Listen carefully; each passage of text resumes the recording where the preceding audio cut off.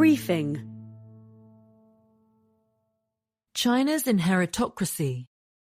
Communist estate planning. China is wrestling with a novel phenomenon, inherited wealth. Chun Kai likens his work to promoting the use of condoms.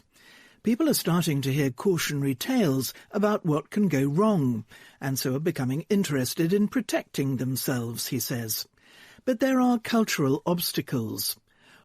Writing a will, or indeed having much wealth to pass on in the first place, are novel concepts in modern China. Private enterprise and private wealth, eradicated in the early decades of communist rule, have been possible again only for the past 40 years or so. The first generation to get rich after China embarked on market reforms is beginning to die, which is why Mr. Chun's state-backed charity, the China Will Registration Centre, is helping the elderly write and file wills. Yet even Mr. Chun is somewhat conflicted about China's first big intergenerational transfer. A small sliver of society will soon be inheriting vast wealth, just as a prolonged economic slowdown is shrinking the economic prospects of the young. That unearned income should be taxed, argues Mr. Chun. It's absurd for a socialist country not to introduce an inheritance tax. It was only in the late 1970s that Deng Xiaoping, then China's paramount leader, opened the economy and let some people get rich first as a step towards common prosperity. Over that time, a lot of people have become rich. In 2025 alone, mainland China minted 70 new billionaires, bringing the total to 470, according to a report by UBS, a bank. America has 924.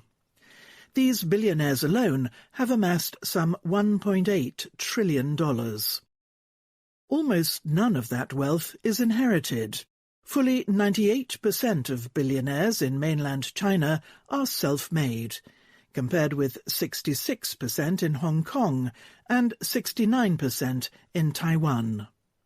But China's wealth is in increasingly liver-spotted hands. Those 60 or older accounted for 49% of people worth at least 5 billion yuan, that's $720 million, in 2025, up from 23% in 2016, according to data from Hurun, a research firm. In the decade beginning in 2025, Chinese with a net worth of more than $5 million will pass on $2.1 trillion, according to estimates from Altrata, a wealth intelligence firm. That will get messy. Gao Hao of Tsinghua University studied the deaths of founders or controlling shareholders of listed Chinese firms between 2003 and 2024, finding 67, with an average age at death of 64. Just 6 of them had written wills. Perhaps the best-known billionaire with a murky estate was Zhong Qinghao, who died in 2024 at 79. He was born poor, but turned a business making yogurt drinks into a beverage empire called Wahaha. For a time he was China's richest person. His rags-to-riches story embodied the seemingly limitless possibilities of the reform era. Zhong's daughter, thought to have been an only child, inherited his wealth. But a year after his death, 3 other people claiming to be his children disputed her claim to his assets and sought more than $2 billion from his estate. The legal battle, which is still unresolved, has gripped the country. Suddenly, lots of entrepreneurs wanted to understand the ins and outs of the Wahaha incident, says Mr. Gao. That was only the tip of an iceberg. From 2006 to 2015, there were fewer than 90,000 court judgments on matters of inheritance, according to the Economist's tally. From 2016 to 2025, That number almost quintupled. This reflects increasingly complex families, with more divorces, unmarried parents, childless couples, children living abroad, and so on. Chinese law splits assets evenly between parents, spouses, and children, including those from mistresses. But some want to pass their wealth to grandchildren or unmarried partners. To complicate matters more, many wills are not valid. The problem afflicts more than the ultra-rich. China's 500 million-strong middle class has also accumulated wealth, including through the privatization of public housing. The urban home ownership rate rose from 20% in 1980 to 96% in 2022. Despite a housing slump in recent years, about 70% of household wealth is in property. The authorities increasingly have to grapple with cases like that of one Ms. Jiang, a single 46-year-old in Shanghai, who died in December without a will or any close relatives. Worries about mismanaged inheritance are common enough that courses have sprung up to help prepare the children of the rich for the responsibilities that lie ahead. Oliver Ray, who directs programs on family offices and wealth management at China Europe International Business School in Shanghai, says perhaps 3 million family businesses will be passed on by the mid-2030s. In just 40 years, we've completed a development path that the West has taken 100 years or longer to traverse. Our wealth accumulation speed is far faster, he tells 24 young men and women at a seminar about how not to squander their inheritance. Your family businesses are worth, on average, 9 figures, another speaker crows. One tactic to secure inherited wealth is intermarriage between rich families. It's like a spider's web, says Rupert Hujerf of Hurun, a compiler of China's rich lists of the proliferating marital ties among the elite. They all came from nothing, but the next generations are very much in a class of their own. At any rate, wealth is becoming more concentrated. In 2024, the top 1% in China held 30% of the wealth, and the top 10% held 68%, according to estimates from the World Inequality Database, overseen by Thomas Piketty, a French economist. That's up from 16% and 41% respectively 3 decades before. Many Chinese once viewed wealth and success as reflections of hard work or intelligence. The rich were an advertisement for the dream of advancement. In 2004, according to a paper by Michael Aliski, Scott Rizell and Martin White, 62% of Chinese felt that effort is always rewarded and blamed poverty on lack of ability. But in recent years, economic growth has slowed sharply, and ordinary Chinese have become gloomy about their prospects. The proportion who think hard work pays off fell to 28% in 2023. People now see unequal opportunity as the biggest factor contributing to poverty. Connections and being born rich are considered the keys to wealth. They think mobility has slowed. From 2004 to 2014, 70% of respondents thought their family situation was better or much better than 5 years before. In 2023, only 39% thought so. Unemployment among those aged 16 to 24 who are not studying is 17%. Jobs in the civil service and state-owned enterprises have become coveted for their stability and benefits, with hundreds or thousands applying for each position. Yet there is growing resentment at the perception that these are secured through connections. This view is epitomized in complaints about luobokon, or radish holes. job descriptions that are theoretically open to anyone, but in practice are tailored to a specific, preordained recipient. This year's Jiangsu Spring Festival Gala, a big television show, featured a skit on Luobokon that went viral because it voiced people's unspoken grievances, resentment and helplessness, as a blogger puts it. At a cafe in Guiyang, the capital of one of China's poorest provinces, Longwan Yuan describes how she and her friends observed the curated lives of rich kids on Xiaohongshu, China's answer to Instagram. They joke that the main distinction these days between successful people and everyone else is not how they did in the national university exam or what job they landed after graduating, but whose amniotic fluid they were formed in. Your birth determines your future, says Ms. Long, 26. This is something we've all felt in recent years. We have to learn to accept that we will only be ordinary people. Not everyone is accepting, of course. As she sweeps the steps of her storefront in Guiyang, Wang Taoyi, 45, seethes with anger at the state of the economy.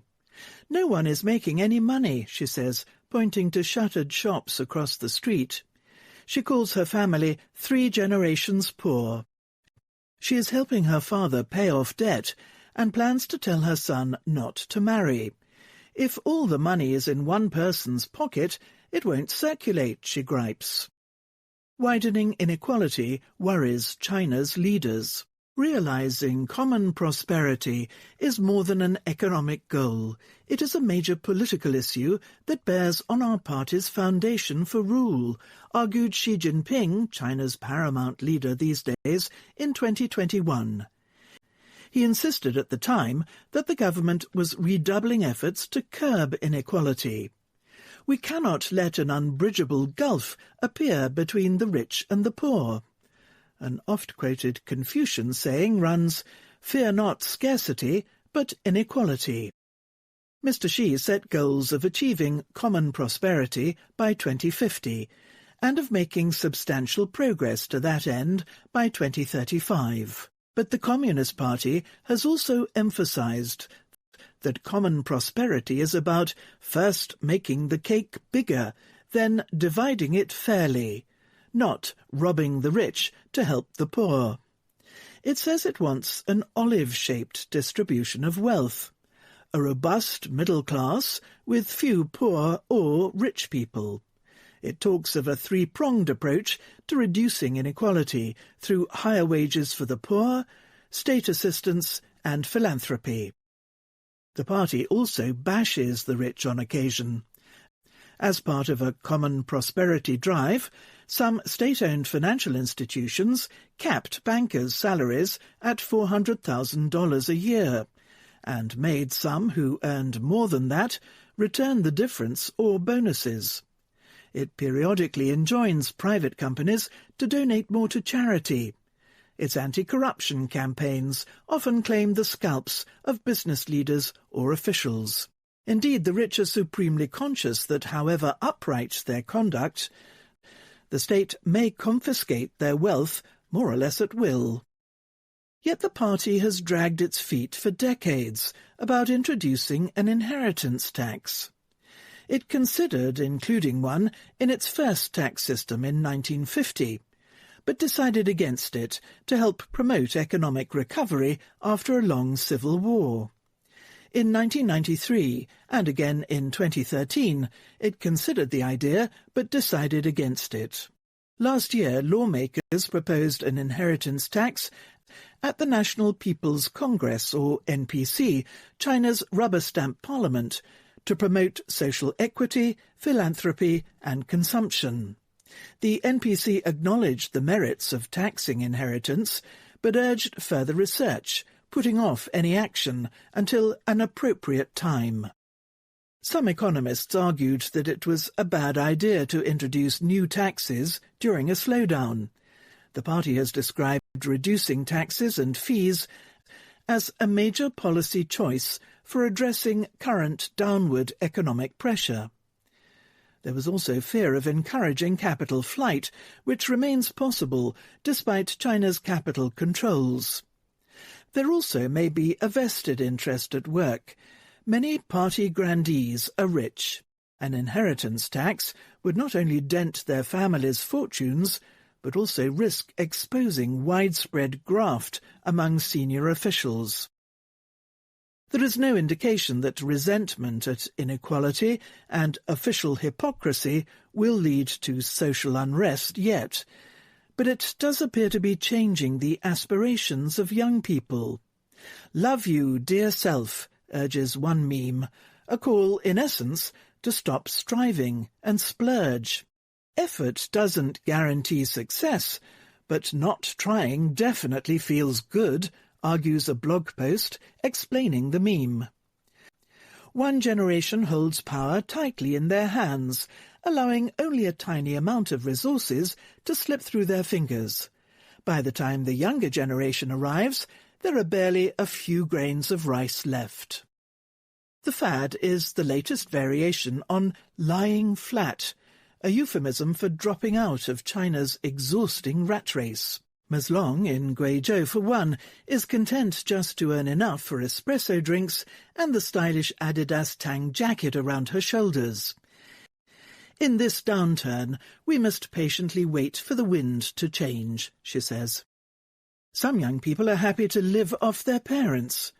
Ken Lao, meaning gnawing elders, is a dismissive term for those who rely on parental largesse. In recent years, such deadbeats have been superseded by full-time children, who might do chores in exchange for room and board. Zhang Shangheng, the son of literature professors in the eastern province of Zhejiang, studied film direction and art management. His job at a state-owned enterprise made him miserable, so when his mother said she would be happy for him to return home, he quit. "I don't worry about my next meal. My parents have covered most sources of anxiety in that regard," he says. He spends his time making videos about his life, not looking for other work. "After quitting, my priority is definitely how to make myself happy every day." Other young people see marriage as a surer means of upward mobility than hard graft. A whole industry has arisen to provide socialite courses, which teach women how to attract a rich husband.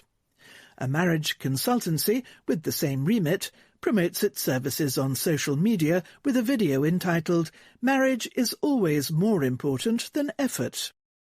The party has long worried that a nation of hard workers will slack off. "We cannot use class stratification as an excuse to justify our loss of fighting spirit.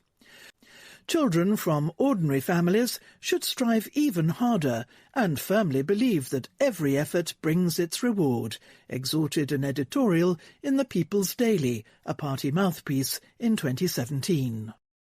Yet even some of the rich appear to be losing their will to strive. Chen Yuhui, whose parents built an electronics contract manufacturer before selling it in 2018, summarizes for the seminar in Shanghai the difference between the risk-taking era of their parents' generation and the current age. Her parents' generation made China the factory floor of the world. Now her family lives off income from investments, which she manages. Frankly, 80% of what they achieved back then was given by the era's dividends, she says. The second generation shouldn't take risks. We should protect our wealth. Wang Wei-Yang is the CEO of Tucson, a firm that builds custom furnishings for celebrities, tech titans, and financiers.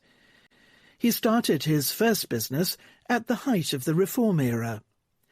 "After opening to the outside world, you could sell everything," he recalls. "Our generation was full of dynamism. These days," the affable boss reflects, "both the domestic economy and export markets are harder to navigate. There are fewer opportunities than before. Why? Everything's established," he says. In his chunky Valentino boots and flared Levi's, Mr. Wang, a youthful 59, does not look on the verge of decrepitude. He displays medals from the 20 marathons he has run on his office wall. What is more, his daughter-in-law, Ke, does not seem short of drive. The 26-year-old grew up in an ordinary family and always knew she wanted to move up in life. She married Mr. Wong's son, but does not yet feel she can relax. She is in charge of marketing and digital initiatives at Tucson, and along with her husband, Wong Mo, who returned to develop Tucson's export business after studying at Le Cordon Bleu in Australia, has big plans to modernize the firm. They intend one day to list the firm and thus hope to bankroll an elite upbringing for their future children, including educations at top universities in America. Ms. Ke can lie flat, she says, only once their net worth ends in 8 or 9 zeros. But as industrious and ambitious as all this sounds, Ms. Ke does not see boundless opportunity. She describes herself as the epitome of involution, a term that is widely used to describe competition so intense it is counterproductive. It's not that young people today aren't willing to grind, she insists. It's just that even if they did, they know it wouldn't be meaningful. It might mean going from 1 to 1.2, whereas before it might have meant 1 to 50 or 100. They seemed to have no ceiling. But now our ceiling has been completely pushed down by class. Briefing. The economic fallout of the war. Epic consequences. The Iran war has already caused the biggest energy supply shock in history. Even if it ends soon, the economic impact will be severe. Big oil shocks, a generation of economists has been taught, are a relic of the distant past when energy production was concentrated in the Middle East and the world economy was not so energy efficient. Over the past 2 weeks, however, the old way of thinking has returned from the scrap heap. A big enough shock in the Gulf, it turns out, can still initiate a profound crisis. And the shock emanating now from the Strait of Hormuz is huge. Iranian missiles have trapped about 15% of global oil supplies on the far side of the strait.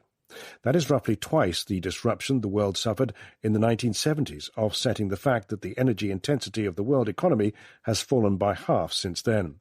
Although the International Energy Agency, or IEA, announced on March the 11th the release of up to 400 million barrels from emergency reserves, that is only a temporary fix subject to bottlenecks of its own. Prices rose after the announcement. About a fifth of the world's shipments of liquefied natural gas, or LNG, have been halted too, and the shock is spreading to other commodities. The price of fertilizer, which is made using natural gas, is surging, stoking fears of food shortages.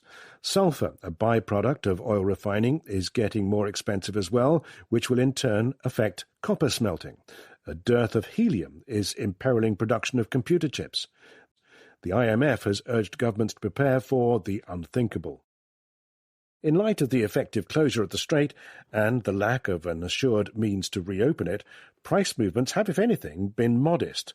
Crude oil was only about $25 a barrel above pre-war levels as The Economist went to press, having fallen back after Donald Trump said on March 9th that his little excursion in Iran was already very complete pretty much.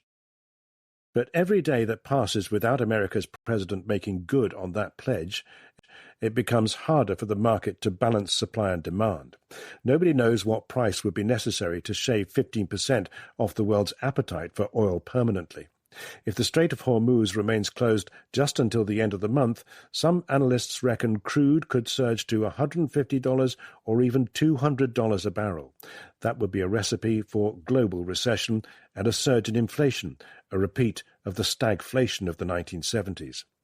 Even in a middling scenario, in which some oil trickles through the strait but most shipping remains disrupted, the damage to the world economy would be severe. Severe, but uneven. Look at America's financial markets, and you would not conclude economic Armageddon was nigh. The S&P 500 index of stocks is down by a modest 1.5% in March. The yield on 10-year Treasury bonds has risen, but not yet exceeded its high over the past 3 months. Look at Europe and things seem a little worse. European stocks are down 5 to 6% on the month. In Asia, things look even more troubling. Japanese stocks are off 7.3%, South Korean ones by over 10%. In other words, financial markets are expecting some regions to suffer more than others. Since 2019, America has been a net energy exporter, owing to its fracking boom, meaning that parts of its economy benefit from higher oil prices. Its economy is also far less oil-intensive than it once was. Since the 1970s, the ratio of oil consumption to real GDP has fallen by more than 70% as vehicles have become more efficient and cheap natural gas has replaced oil in heating and power generation. Although America's exports of LNG have grown in recent years, they have not done so to the degree that would be necessary to equalize gas prices with Europe, where they are now 15 times as high. Still, American consumers are already feeling the pain at the petrol pump, where low tax rates mean prices are especially sensitive to movements in the oil market. A rule of thumb holds that every $10 rise in oil adds roughly 25 cents to the price of a gallon of gasoline. Average pump prices have climbed by nearly 20% since the war began, a number that will rise more the longer the war goes on. And if consumers spend less on other goods as a result, the economy will suffer a hit to local demand, even as its oil men rake in higher profits. That would not be something that the Federal Reserve, grappling with above-target inflation even before the war, will be in a position to offset easily with lower interest rates. Traders still foresee rate cuts, but fewer than they did before the war. Their expectation of where rates will be a year from now has risen by 0.4 percentage points since the end of February to about 3.3%. This is putting upward pressure on Treasury yields, which might otherwise be expected to fall in times of global stress. More at risk of an inflationary shock is Europe. To wean itself off Russian gas delivered by pipeline, it has come to rely heavily on LNG. The IEA recently projected that it would need to import a quarter of global shipments of the stuff. That leaves Europe exposed to soaring LNG prices.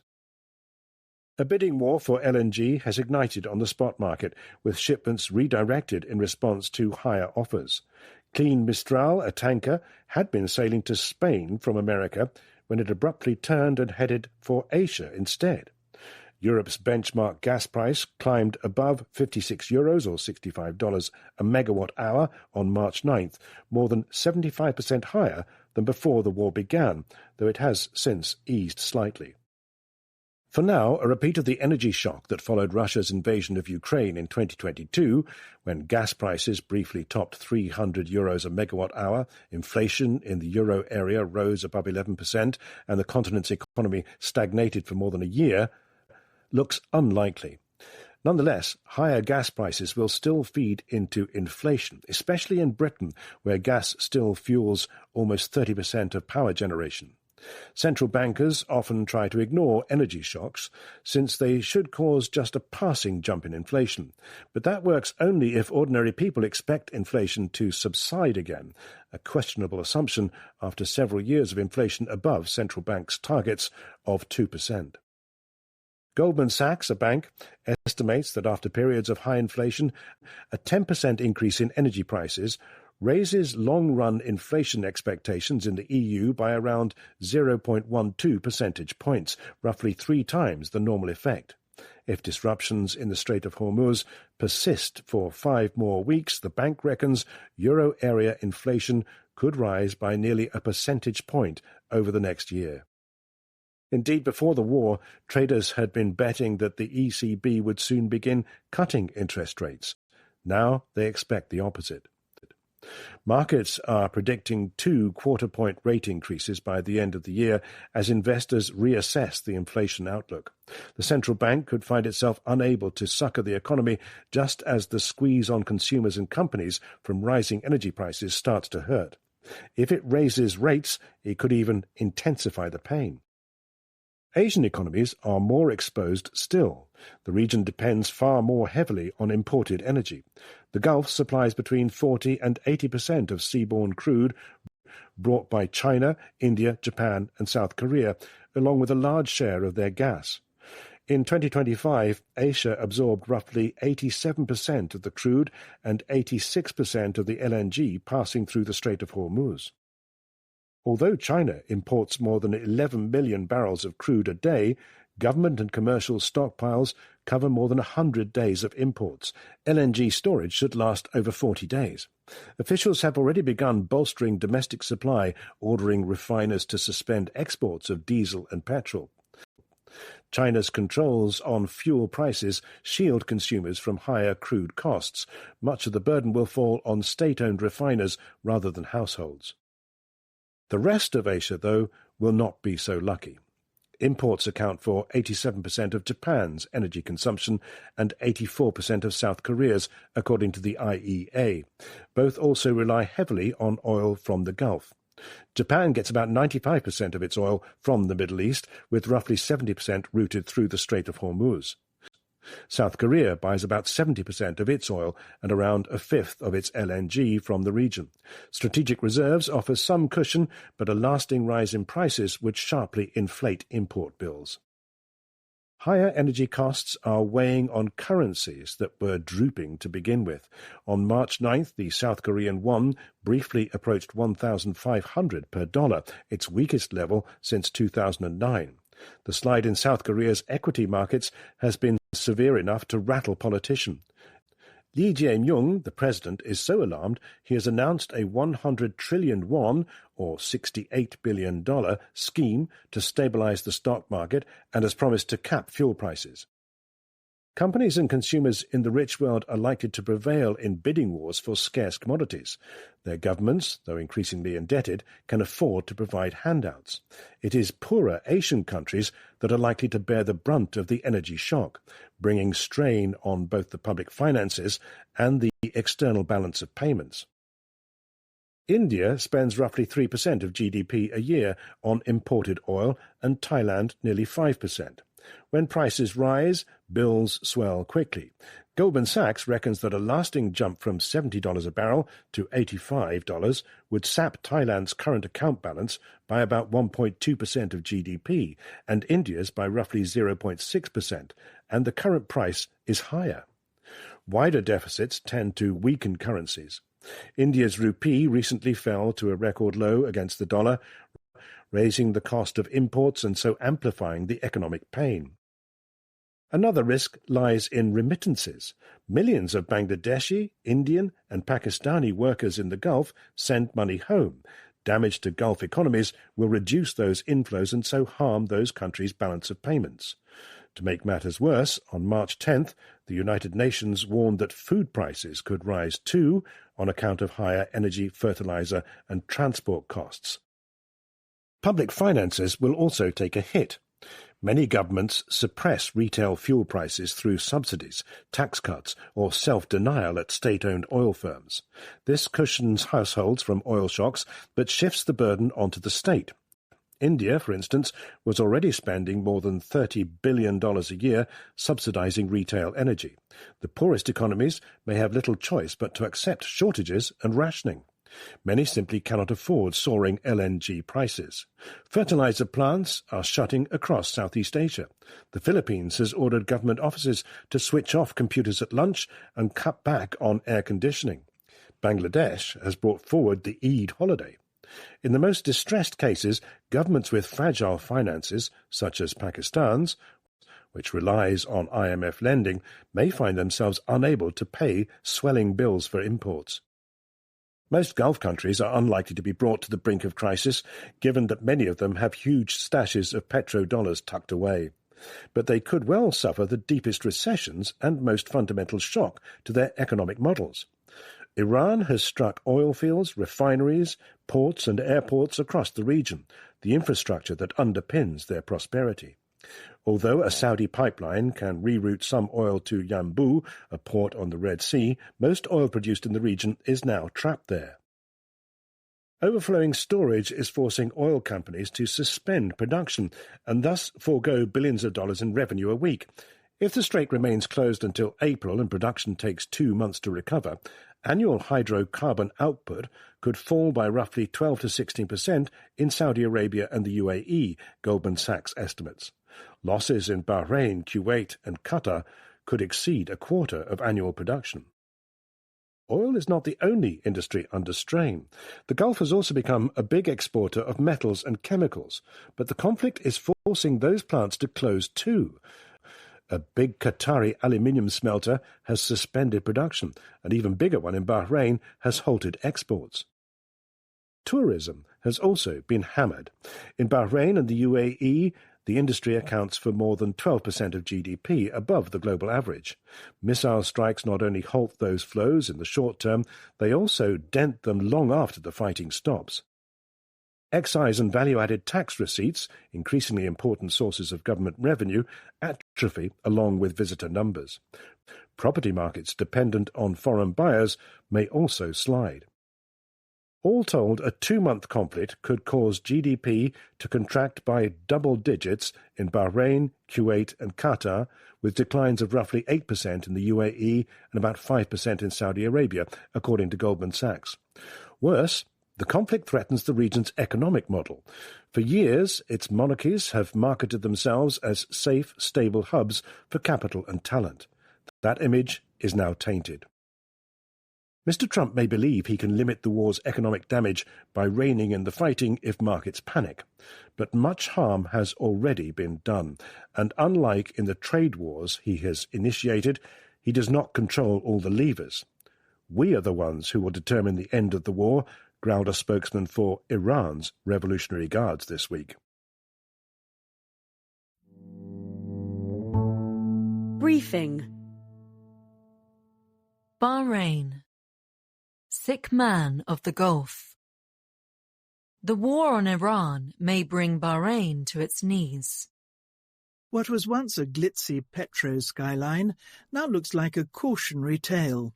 The plate-glass skyscrapers of Manama, Bahrain's capital, are pocked with jagged holes from which singed girders gape.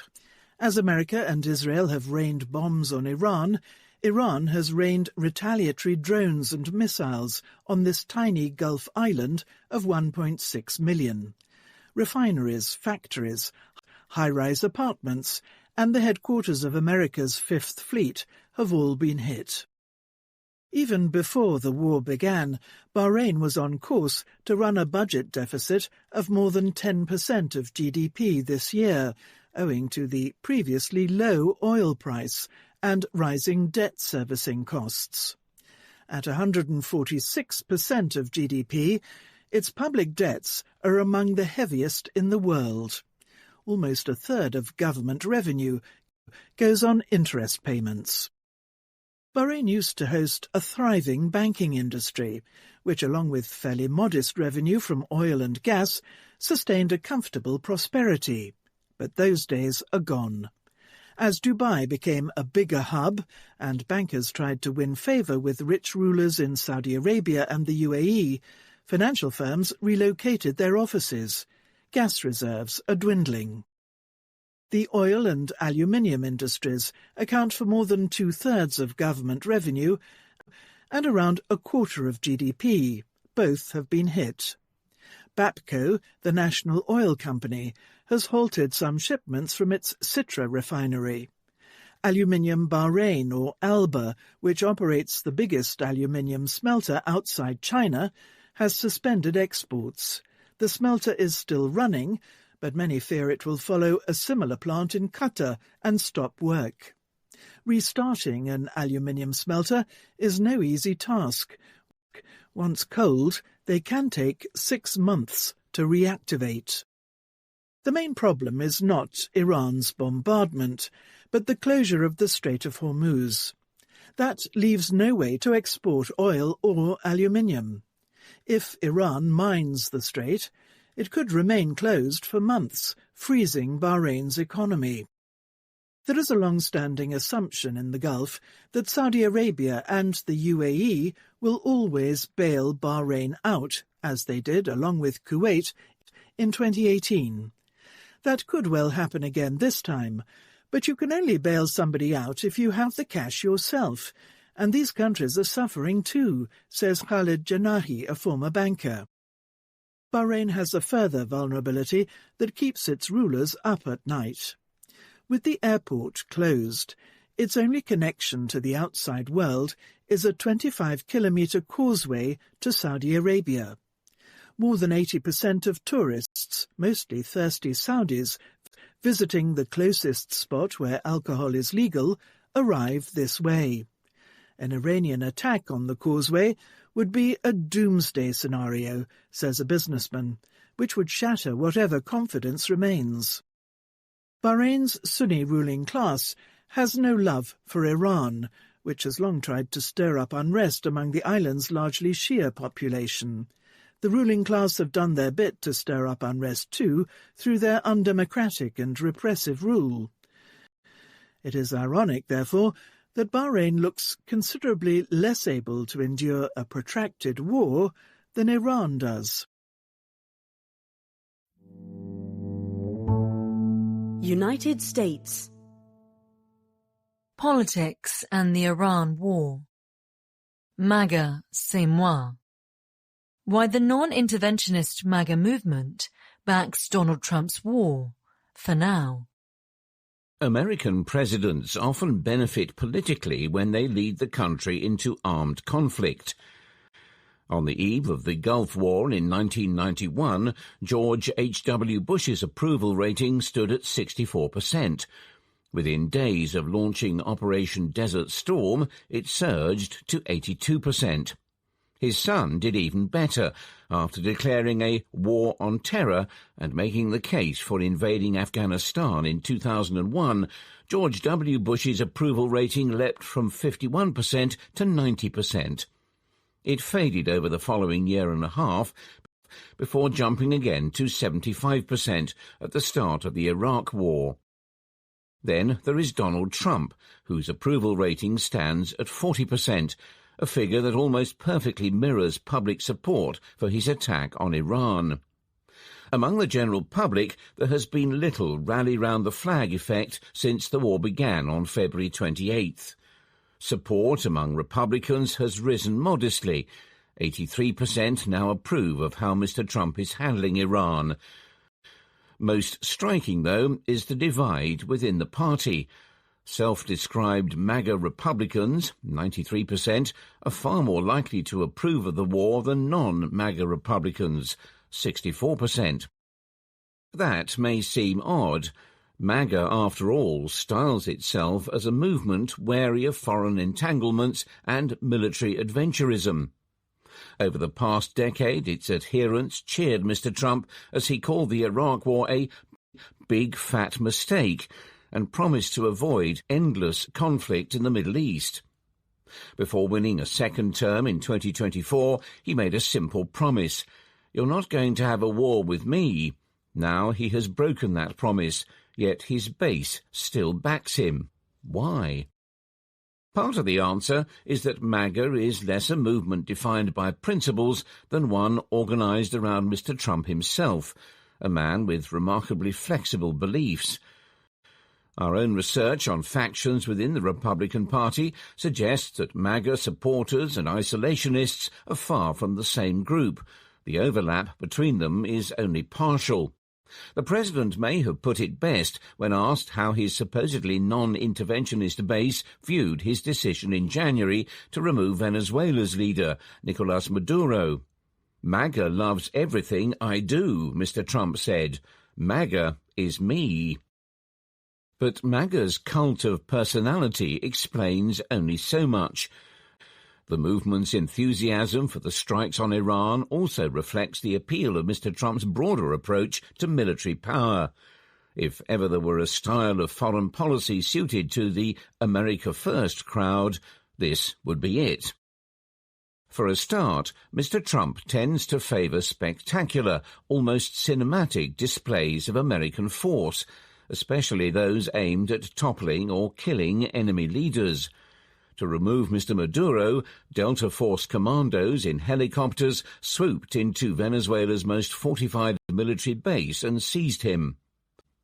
"I watched it literally like I was watching a television show," Mr. Trump said afterwards, sounding more like a spectator than the commander-in-chief. If he was entertained, many of his supporters were too. Before the raid, just over half of MAGA Republicans backed removing Mr. Maduro. A week later, that had risen to 80%. His rhetoric about Iran follows the same script. "America is knocking the crap out of it," says Mr. Trump. The killing of Ali Khamenei, Iran's supreme leader, on day one provided a dramatic opening act. Pete Hegseth, the Secretary of War and hype man for the conflict, enjoys the highest favourability rating among the MAGA faithful of any administration official. A second element of Mr. Trump's approach is the way it embodies the America First credo. The president appears largely indifferent to international law or diplomatic norms, and his administration often treats such constraints with contempt. "There are no stupid rules of engagement," says Mr. Hegseth about the attacks on Iran. Yet, if Mr. Trump's wars follow few rules, one principle remains constant: America must benefit. He has long argued that America should profit from conflicts in the Middle East, complaining, for example, that America should have taken the oil in Iraq. After the raid in Venezuela, he likewise suggested America would benefit from the country's vast oil reserves. Actually, taking another country's oil to benefit American consumers is hard, however, and in Iran, his war has so far had the opposite effect. As Iran has shut off the Strait of Hormuz, the world's most crucial choke point for seaborne crude supplies, petrol prices are surging for everyone, including Mr. Trump's supporters. The final element of Mr. Trump's approach to war is brevity. In his second term alone, America has launched air-to-naval strikes in at least 7 countries. Yet these interventions have been designed to be swift and limited. Once punishment has been meted out, Mr. Trump has shown little appetite for a prolonged commitment. To MAGA loyalists, the great failure of the wars in Afghanistan and Iraq was not intervention itself, but what followed: the deployment of hundreds of thousands of American troops in pursuit of democracy building. Mr. Trump has little interest in spreading American virtues abroad. "No nation-building quagmire, no democracy-building exercise," says Mr. Hegseth of the Iran war. Polls suggest MAGA supporters take him at his word. They are about twice as likely as the general public to think the war will last less than a month. Yet there is a vocal minority within MAGA who are unhappy about all this. One reason is pragmatic. Ordinary voters hate high petrol prices. Republicans in rural and suburban districts depend more on big gas-guzzling cars than urban Democrats do. They notice quickly when petrol prices change, not least because they are posted on big neon signs. If the oil shock is short-lived, MAGA will no doubt forgive their hero for causing it. But the longer this goes, the more risk there is to the president and politics, says Don Bacon, a Republican congressman from Nebraska. Another criticism is that the Iran war seems like a betrayal of the president's promise to end America's forever wars and focus on problems at home. Tucker Carlson, a right-wing pundit, called the conflict absolutely disgusting and evil, predicting it would scramble the president's movement in a profound way. Another gripe has centred on Israel's influence over Mr. Trump's decision to go to war. Marco Rubio, the Secretary of State, raised hackles when he told reporters that America acted after learning Israel planned to strike first, a move he said threatened to put American bases in harm's way. Mr. Trump denied that sequence of events, boasting instead that he had forced Israel's hand. Either way, the episode has given ammunition to MAGA critics, especially those suspicious of Israel. It's hard to say this, but the United States didn't make the decision here. Benjamin Netanyahu did, Mr. Carlson railed on his podcast. If the war turns into a slog, will the MAGA base stay with the president? Mr. Trump has called for the Islamic Republic's unconditional surrender, a maximalist war aim that MAGA Republicans support in greater numbers than Republicans as a whole. But such a goal could presumably only be achieved, if at all, by sending in ground troops. Mr. Trump has not ruled this out. Would that cross a MAGA red line?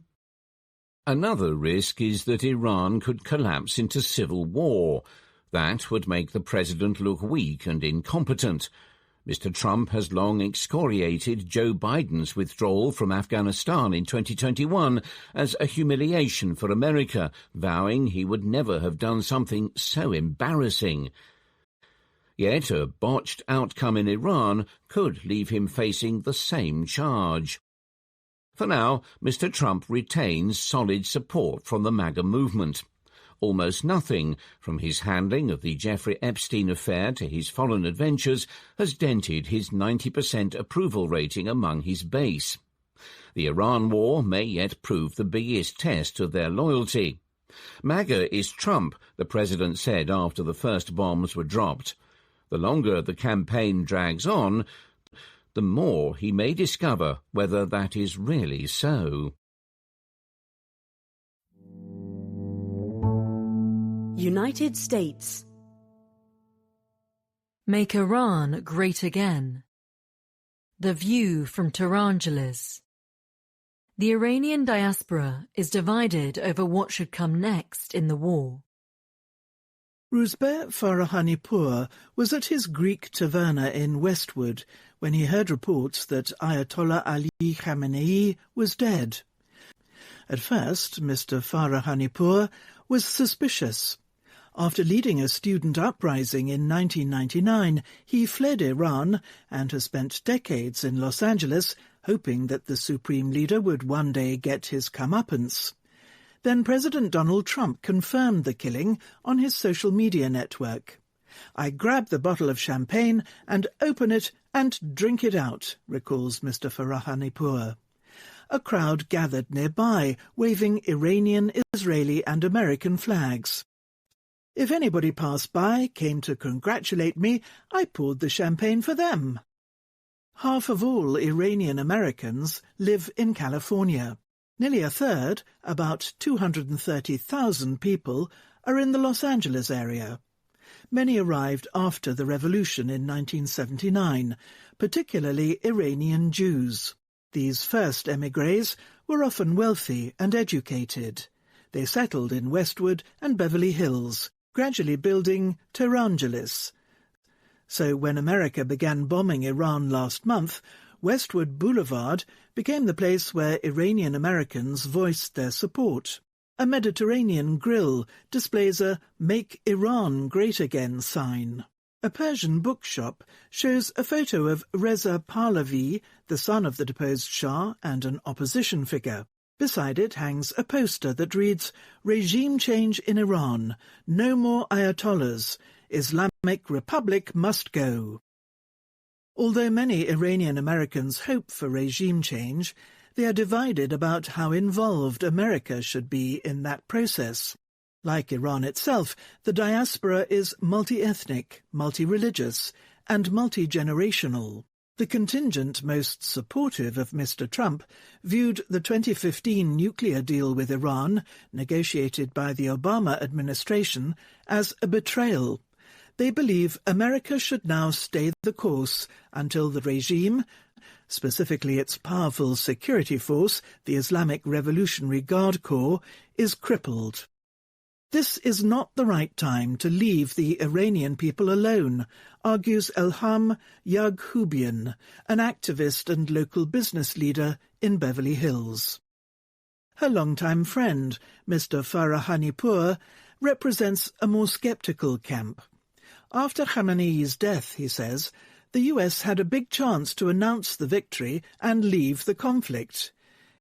He wants the bombing to cease so Iranians can take to the streets. The two are united, however, in their distaste for a Venezuela-like outcome, in which Mr. Trump backs a more pliable member of the regime to take over. Whoever's hand is dirty with the blood of the people, says Ms. Yaghubian, they have no right to be in control of the country. Enthusiasm for Mr. Trump's campaign may wane if the war drags on. Some of the American-born children of Iranians who left after the revolution are now in their 30s and 40s. Their formative political memories are not of the regime, but of America's forever wars in Iraq and Afghanistan.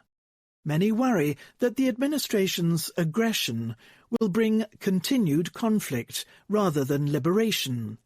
On Westwood Boulevard, "Stop War" is spray-painted in red over photos of protesters killed by the regime in January.